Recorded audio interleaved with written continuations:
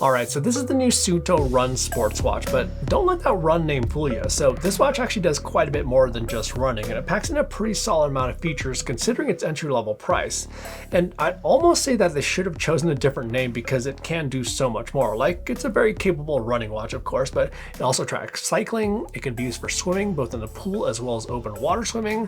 It can track triathlon and multi-sport modes, and in total has 34 different sport modes. And along with that, it also comes with a pretty solid set of features when it comes to health training and recovery. Like for me, I'm actually primarily a cyclist and also do a lot of weight training as well as high intensity interval training, and I found this watch to serve my particular needs pretty darn well. So Suunto has kind of been on a roll in the last couple of years, coming out with some pretty compelling watches like their Suunto Vertical as well as their Suunto Race series of sports watches, and this new Run kind of joins the lineup as their new budget level offering, but it does actually bring many of the same features as their higher end siblings. So the new Run comes in 4 different colorways, so they have a black version, a gray version, a red version, as well as this yellow version with yellow in like all caps. Like, this thing screams yellow, and you'll certainly be seen in this color. Now, one of the highlights of this watch is just how light and comfortable it is, and it's possibly why they called it the Run, where it's just a nice ideal size and weight for runners, where it has like a 45.5mm case, which isn't the smallest thing around, but it is still large enough to house a 1.32-inch display. And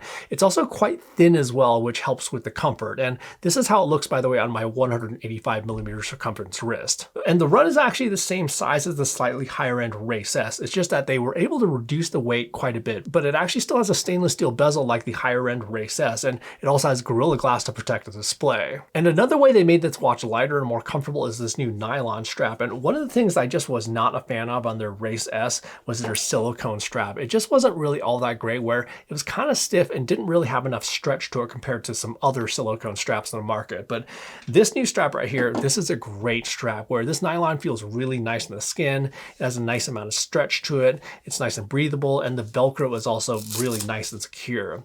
And I'm admittedly a pretty big fan of nylon straps, where I just prefer these kind of straps over silicone straps. And I have to say that this is one of the nicer nylon straps out there. The only downside I find with nylon straps is that they can stay wet for maybe like 10 minutes or so after taking a shower, but that's really the only downside I have with nylon straps. And they also include 2 different sizes of the nylon straps inside the box, so there is a little bit of assembly required when you first get the watch, where you have to attach your preferred size to the watch case. And then the Run also has the same display size as the higher end Race S, where it has a 1.32-inch AMOLED display, and this display is really great, where there's tons of pixels, there's tons of colors, as well as tons of contrast. And the display also has an ambient light sensor, which is supposed to adapt to changing light conditions, and I find that on most occasions it works, but there's just some other times that it doesn't seem to do anything, but that could just be an early software thing though, as many times it does work. And with these kinds of displays, so you can choose between 2 different kinds of modes for how the display acts. So out of the box, what happens is that when you're not interacting with the watch, the display will turn off to save on battery life, and then to wake up the display, you either turn your wrist or you start interacting with the watch to wake it up. And then the other mode is an always on display mode, and what happens here is that the display dims to a lower brightness when you're not interacting with it. So you can still see the time as well as your workout metrics at a glance when you're not actually physically touching the watch, and then to wake it up to full brightness, you either turn your wrist or start interacting with the watch. But choosing between these 2 modes will have an impact on battery life, where if you're not using the always on display mode, they advertise up to 12 days of battery life, and then if you do want to use the always on display, that's going to be up to 5 days. And those are up to numbers, so battery life will vary based on the other settings like you have, like your screen brightness, if you choose to use sleep tracking as well as HRV tracking, as well as how many activities that you track. But for me, so I had the screen brightness, I think around the medium setting. I was tracking sleep as well as HRV, and I'd have to say on average, I was tracking about an hour-long outdoor activity per day, along with like maybe another 1-hour indoor activity. And I was getting around 4 days out of it before having to recharge it. The Run also comes with a new charging cable with 4 contact points versus previous watches, which only had 2. Now, an issue with previous Suunto charging cables was that you had to get the watch aligned just right or it wouldn't charge. There were actually many occasions where I thought I was charging the watch, but I didn't have it on there quite right. And I was hoping that this new charging mechanism would kind of just solve all that, but I still do find that I need to make sure it's on there just right. It's definitely better than the previous 2-pin connection, but there's still a little bit of room for error. And then the Run also has a slightly refreshed user interface from their most recent Race S, where to get around the device, it has the same kind of interface with a touchscreen along with 3 physical buttons, with one of those buttons also being a digital dial. So if we swipe up, so here's all the widgets that it has that displays information like your heart rate, steps and calories, sleep, training, as well as recovery metrics. And then you can have up to 7 widgets on this main area right here, but then at the bottom, you can tap to see all the available widgets or apps. So here's where you can see more information, like let's say some of the outdoor functions, more health information, as well as some of the other functions, like let's say the alarm clock and timers. And as you can see, you can use the touchscreen to go through these menus, but you can also use the digital dial on the right-hand side to scroll as well. And then you can use the lower right-hand button to go back to screen anywhere in the interface. So the middle right-hand button is going to be used for accessing the list of sport profiles. And again, you can scroll using the touchscreen or the digital crown. So this is going to be kind of nice where you have the choice of using the touchscreen if you want, but the scroll wheel in situations where tapping on the screen isn't as convenient, like if you have gloves or something like that. And then the upper right-hand button is used to access your most recently used sport profile. So for me, that was cycling. So that's just basically a quicker way of accessing the last sport profile you used. And then you can see here, it also shows your GPS status with this little arrow icon. And then it also has an icon to indicate whether or not it has a heart rate signal, as well as the estimated battery life while tracking this activity. Additionally, though, you can also access the list of sport profiles just by swiping to the left from the watch face. So you can do that as well, along with using the middle button. Now, something that's different though versus the higher end Race S is that with the Race S, you can actually assign shortcut functions to the upper and lower buttons with a long press, but that function doesn't seem to be available on the Run. And I searched through all the settings, but that doesn't seem to be there, where I would just love to see this where we could, let's say, set up one of those buttons to enable the display flashlight or something like that. Now, one of the complaints with some previous Suunto watches was the interface speed in regards to how quickly you could get around the interface and any lag with the display, but they made some pretty big strides with the Race S, and the Run actually feels even slightly faster, where I don't really experience much delay at all. Again, the Race S was actually pretty good already, but the Run is certainly faster. And I think the place where I saw the most noticeable difference is when you go to start an activity. On the Race S, it just takes like a second or two to fully wake up, where that's pretty much instant on the Run. And then when it comes to health tracking features, so the Run can track your heart rate 24 hours a day, it can track your steps as well as calories burned, and then it also has sleep tracking as well as blood oxygen levels and HRV.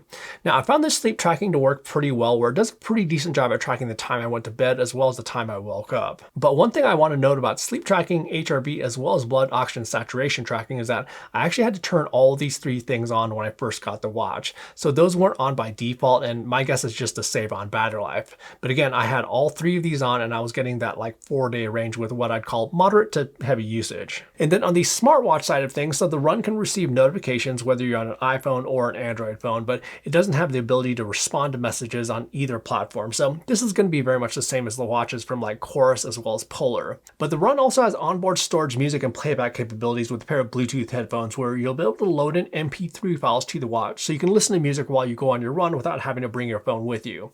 Now, it is just limited to MP3 files though that you can use, where it doesn't have sync capabilities with music streaming services like Spotify, YouTube Music, or Pandora or anything like that. That's something that's been kind of a challenge for companies like Chorus and Polar to crack into, and it's a big differentiator to Garmin watches. And then when it comes to sport profiles, so the Run has 34 different sport modes, including a host of running profiles, there's cycling profiles, there's pool swimming, as well as open water swimming. There's also multi-sport and triathlon modes. It also has gym-based profiles like weight training and yoga, and it even has outdoor recreation profiles like skiing. There's actually quite a bit here. And then when it comes to training feedback, so for individual workouts, it'll provide stuff like distance for outdoor activities, heart rate and calories burned, time in different heart rate zones, and quite frankly, tons of other information. But for longer term training feedback, so first off, there's something Suunto calls progress. So what this number represents is your chronic training load, or the amount of load that you've accumulated for the calendar week. So basically adding up all the previous load from the individual workouts from the calendar week here. And how you actually use this is it allows you to keep track of how your weekly training load compares to previous training, to make sure that you're within your ideal training load window, whether that's increasing, decreasing, or maintaining. And then there's also another widget for training volume. So what this number represents is your training stress score, or TSS. So TSS basically represents the amount of strain your workouts have had on you. Now, if we take our training volume and intensity as well as data collected during sleep, then we have recovery score, which I think is a more understandable figure. So what this represents is how ready we are for training based on our HRV, or heart rate variability, our most recent sleep, as well as something called TSB, which stands for training stress balance. And TSB basically represents how well you're adapting with your most recent training versus your actual level of fatigue. Now, I think it's cool that they actually have all this training feedback on this watch, but I also feel like some of the terms they use aren't necessarily super friendly either and may be challenging to understand.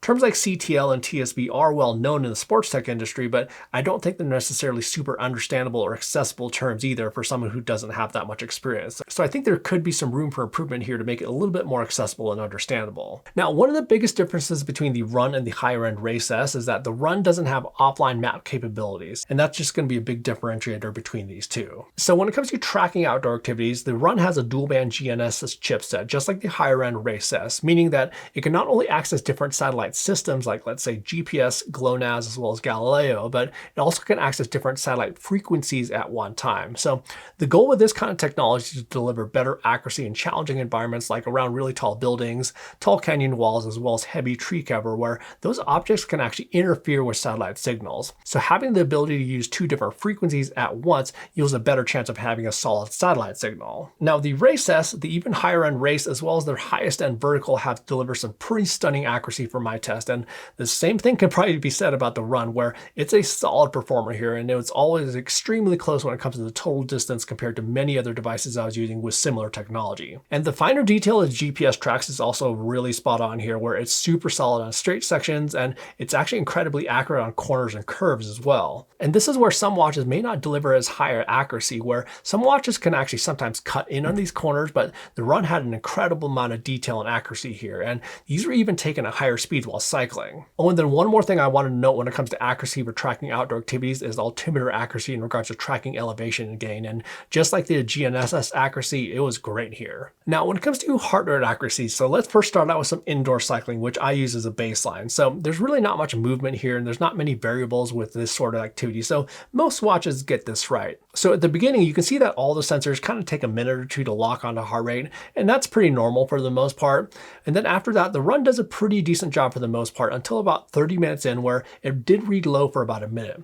The rest of the ride was pretty good to go though, although you'll see it being slightly shakier than some of the other sensors. Overall though, totally usable heart rate. Taking it outside though, so this is where we start to introduce more variables like bumps and vibrations to the road, as well as vibrations coming from the handlebars. And on this ride, it did a pretty decent job. Again, it took a minute or two to get a lock on the heart rate, but after that, other than a few wiggles here or there, that's actually quite good, and certainly better than the Whoop 5.0 I was wearing on my other wrist. However, then on this ride, not quite as good though, where it had these spots here, here, and here where it kind of lost the plot.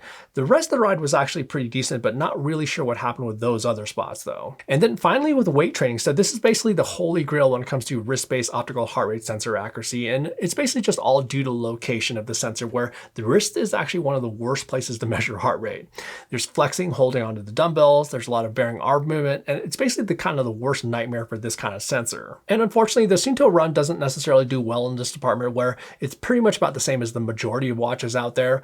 Only a select few can actually get this kind of activity right. So your best bet with stuff like high intensity interval training as well as weight training is to use an external heart rate monitor, which the Run can pair to. Now, ironically, the one thing I have not been able to test with the Run is, well, running. So I've been dealing with a long-standing foot injury, and I thought it'd be gone by now, and I even just tried to run right before filming this, but I'm still dealing with too much pain. So I apologize that I actually haven't been able to test that. But if you do want all the details on the run experience with the Run, so go ahead and check out my close friend DC Rainmaker's review for all those details. But for $250, this has a lot of features for the money, and another thing I'd say is that it's a bit more premium than some other watches that run right around the same price, where it actually has a stainless steel bezel. But overall, I'm pretty impressed with this watch all around, not only for its comfort, but for the rest of the features as well. I do wish that the heart rate sensor was a little bit better, but it is certainly better than the much higher end Race, and seems to be also slightly better than the Race S. But if you are interested in how this compares to, let's say, the Chorus Pace 3, as well as the Garmin Forerunner 165, which are right around the same price range, go ahead and subscribe to the channel for my full in-depth comparison, which will be coming up soon, along with a lot of other sports tech videos, which are literally like right around the corner. And if you did find the information in this video to be useful, also do me a favor and hit that like button. It's a small thing that you can do that'll help this video and the channel out quite a bit, and I appreciate it. In the meantime, thanks so much for watching, and we will see you in the next video.